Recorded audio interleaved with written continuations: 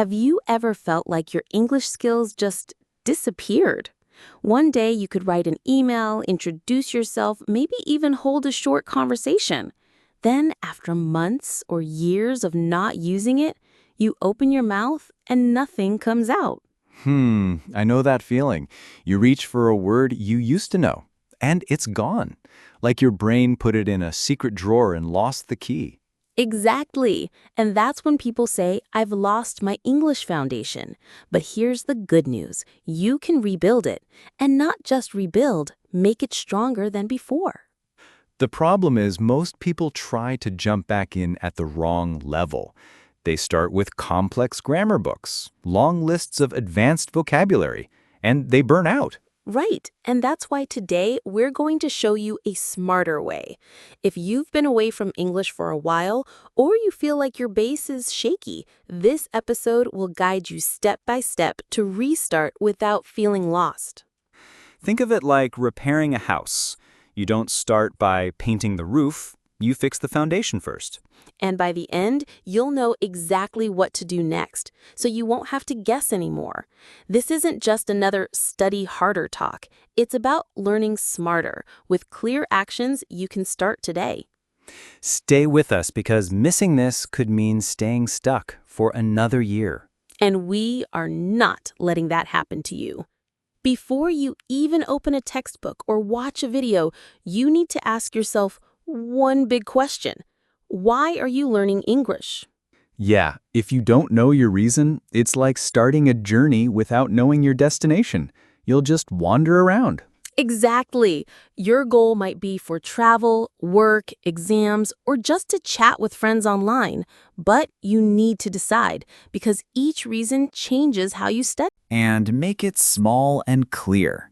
Instead of saying, I want to be fluent, say, I want to learn 10 new words this week, or I want to understand one short English conversation this month. Small goals keep you motivated. You can actually see progress, and that makes you want to keep going. Here's a trick I use. Write your goal on a sticky note and put it where you'll see it every day, like your phone case or your mirror. Oh, I love that. And don't forget to ask yourself, how will I know I've reached this goal?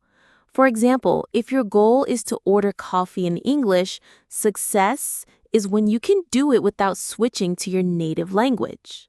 Simple summary. Know your reason, make small, specific goals, and keep them visible so you stay on track.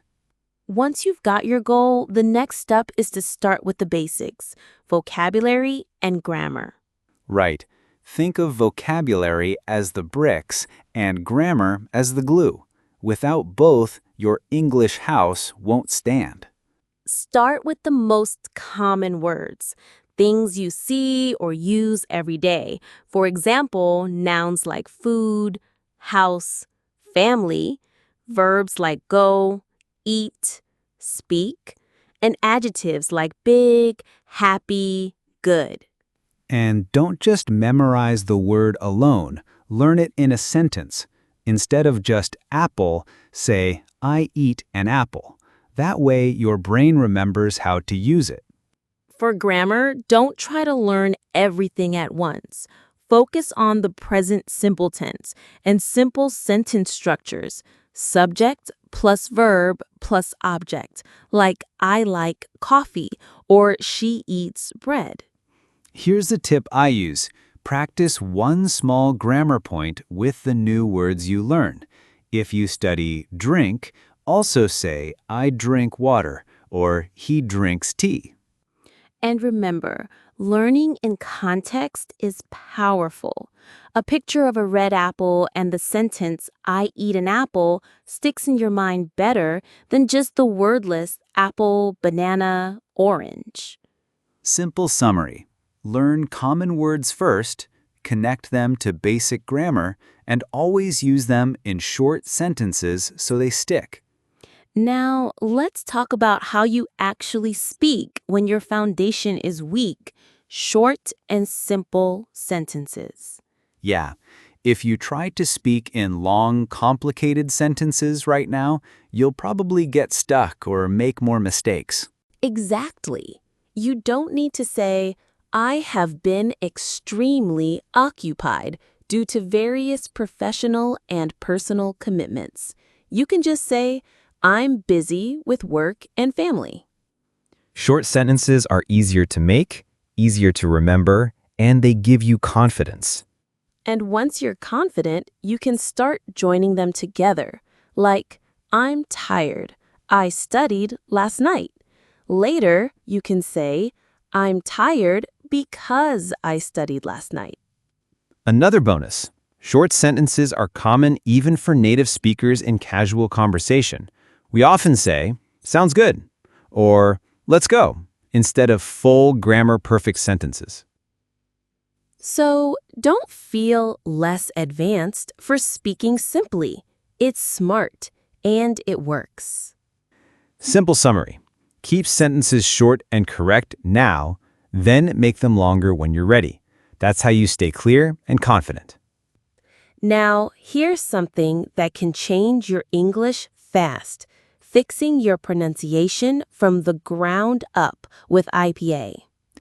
IPA stands for International Phonetic Alphabet.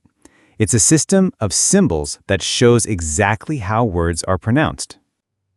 Right.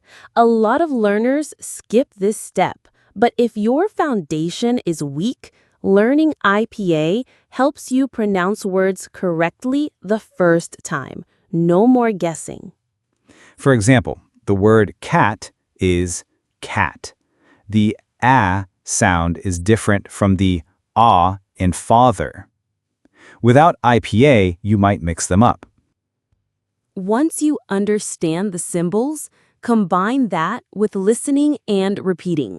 Choose short, slow audio, maybe 20 to 30 seconds, and copy every word, matching the sounds and rhythm. And say it out loud, not in your head. Your tongue, lips, and jaw need physical practice to make the right sounds. You can even record yourself and compare it to the original. You'll hear where your pronunciation is different and fix it.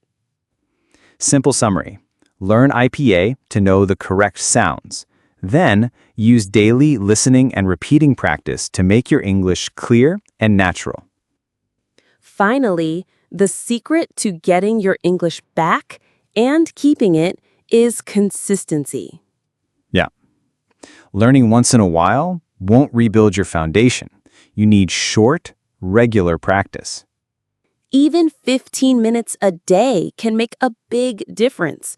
For example, 5 minutes listening, 5 minutes learning new words, 5 minutes speaking or writing. And make it part of your life. If you're cooking, name the ingredients in English.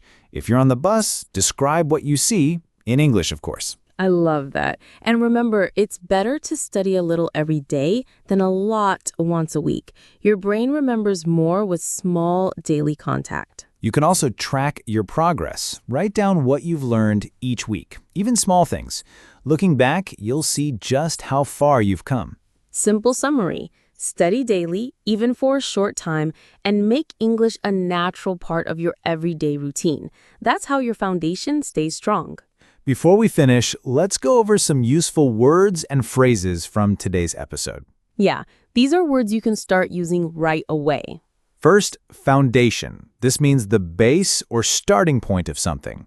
In English learning, your foundation is your basic vocabulary, grammar, and pronunciation. Example, I need to fix my English foundation before learning advanced grammar. Next, consistency. This is doing something regularly without long breaks. Example, her consistency in studying every day helped her improve quickly. Third, motivation. That's the feeling that pushes you to take action. Example, my motivation for learning English is to travel easily. Fourth, short and sweet. This is an expression that means something is quick but still complete. Example, keep your sentences short and sweet when you're starting out. And last, stick with it. This is a casual way to say continue doing something even if it's hard. Example, learning English can be slow, but if you stick with it, you'll see results. Simple summary. Foundation, consistency, motivation, short and sweet, stick with it. 5 things to remember and actually use in your English practice. So, to recap, start with a clear goal, build a strong foundation in vocabulary, grammar, and pronunciation, practice speaking and writing daily, and make English part of your routine. And don't forget, learn IPA symbols early, listen actively, and repeat what you hear. It's like giving your brain and your mouth the same workout. If you enjoyed today's episode, hit that subscribe button so you won't miss the next one. And if you're ready, start today. Even 10 minutes of focused practice can move you forward. Thanks for joining us on Eloquent English, Keep practicing, stay curious, and we'll see you next time.